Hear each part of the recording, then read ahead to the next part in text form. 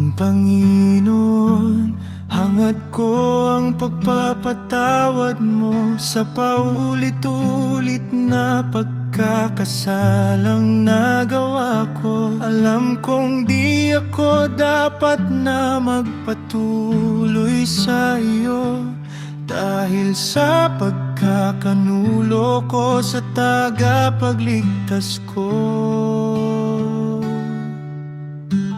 Nung panahong una, sa tuwing sasapit ang Paskwa, may ilang tulisan na hinaharap sa madla, para mapag-usapan ang siyang makakalaya.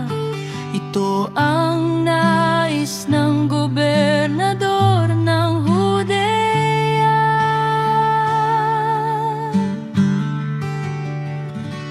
Ako po'y nagsusumamo, mahal kong Panginoon, naway bigyan niyo po ako ng isang pagkakataon para tupdin ang iyong tagubilin at habilin.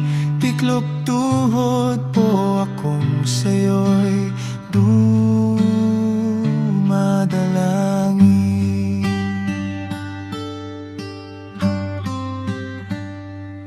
Nang ang Kristo't mga alagad ay nagsama-sama sa mesang magaganap ang huling hapunan nila, para ilantad ang magkakanulo sa Mesiya.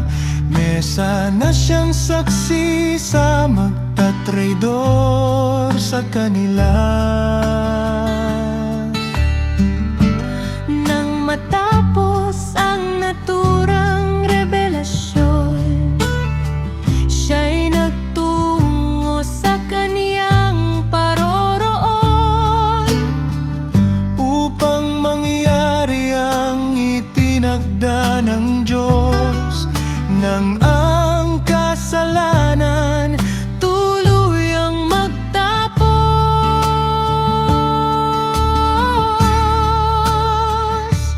Ako po'y nagsusumamo, mahal kong Panginoon, naway bigyan niyo po ako ng isang pagkakataon para tupdin ang iyong tagubilin at habilin.